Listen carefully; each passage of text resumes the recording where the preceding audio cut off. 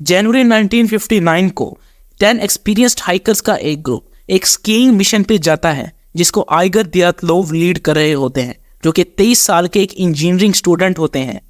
इस ग्रुप में हर एक इंसान एक ग्रेड 2 हाइकर होता है, जो कि ये साबित करता है कि ये पूरा ग्रुप एक इंतहाई एक्सपीरियंस्ड हाइकिंग ग्रुप था।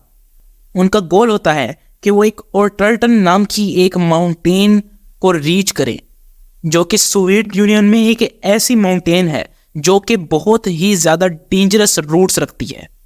जनवरी 27 जब वो अपना पहला कदम इस माउंटेन की तरफ रखते हैं तो उनकी टीम का एक मेंबर जिसका नाम यूरी यूडिन था, वो बीमार हो जाता है और वो उनको छोड़कर आगे जाने को कहता है।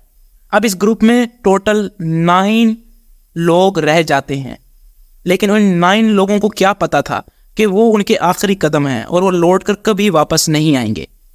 ग्रुप अपने स्कीज जारी रखते हैं और अपनी हर एक स्टोरी और हर एक प्रोग्रेस को एक फोटोग्राफ की सूरत में स्टोर करते जाते हैं। जनवरी 31 को वो एक ऊंचे इलाके पर पहुंच जाते हैं और वो अपनी अगली बहुत बड़ी क्लाइंब के लिए तैयारी करना शुरू कर देते हैं। वो बहुत सारा खाना और एक बहुत हाई लेवल इक्विपमेंट एक करीब ही वैली से जमा कर लेते हैं। जिस रूट से वो जा रहे होते हैं वो एक्चुअली एक पास रूट होता है। उस दिन हालात बहुत ख़राब हो जाते हैं।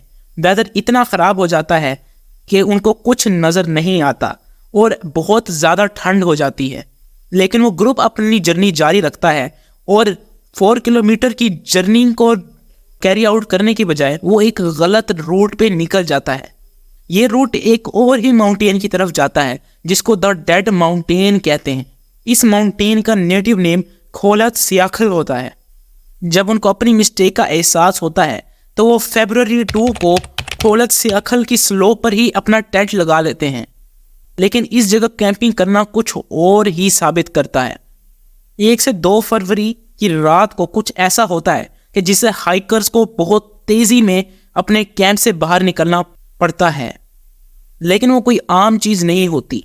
अभी तक नहीं पता चला कि वो क्या चीज़ थी, लेकिन उस चीज़ ने हाइकर्स को इतना ज़्यादा डराया कि वो अपने टेंट से बाहर बगैर किसी सफिशिएंट क्लॉथिंग के निकले इस शदीद ठंड में। इस पैनिक की वजह से वो सब 0 टेम्परेचर्स में रहने का इरादा करते हैं, लेकिन वो इसमें सरवाइव नहीं कर पाते और उनको बहुत ज़्यादा इंजरीज होती हैं। पीछे सोवियत यूनियन की गवर्नमेंट इंतज़ार कर रही होती है कि कब ये हाइकिंग ग्रुप वापस आए, लेकिन जब वो ऑलमोस्ट 12 फरवरी तक वापस नहीं आता तो एक सर्च ऑपरेशन को इनिशिएट किया जाता है। फरवरी 26 तक जो सर्चर्स होते हैं वो ग्रुप्स के डैमेज टेंट को ढूंढ लेते हैं, जो कि उन्होंने द डेड माउंटेन की स्लोप पर लगाया था। वो ये देख के शॉक हो गए कि टेंट ऑलमोस्ट आधा फट चुका था और जितने भी हाइकर्स थे उन सब के शूज़ उसी के अंदर मौजूद थे, यानी वो अपने शूज़ भी पहनकर बाहर नहीं गए थे। जब वो नीचे इन्वेस्टिगेशन करते हैं तो उनको ऑलमोस्ट 9 सेट्स ऑफ फुटप्रिंट्स मिलते हैं। ये सारे फुटप्रिंट्स एक करीबी फॉरेस्ट की तरफ जा रहे होते हैं। जब वो उस जंगल की तरफ जाते हैं तो पहली 2 बॉडीज वो मिलती हैं, जो कि अप्रॉक्सीमेटली कुछ ही मीटर्स दूर होती है एक सीडर ट्री से, और उन बॉडीज के करीब एक फायर का रिमेन होता है। जब वो आगे चलते हैं तो 3 और बॉडीज मिलती हैं, जिसमें आइगर दियातलोव की बॉडी भी शामिल होती है, जो कि उस ट्री और कैंप के दरमियान होती है। मई 4 तक बाकी 4 बॉडीज भी उनको मिलती हैं, जो कि स्नो के ऑलमोस्ट 4 मीटर नीचे दबी हुई होती है। इस डिसअपीयरेंस के बारे में बहुत सारी थीरीज बनाई गई, लेकिन कोई भी इसका फुल्ली जवाब नहीं दे सकी। कुछ कहते हैं कि यहाँ पर एवलांचेस, जो कि बहुत बड़े बड़े बर्फ़ के तोदे होते हैं, वो आके गिरे। कुछ कहते हैं कि मिलिट्री माइंस की वजह से उनको ये पैनिक करना पड़ा।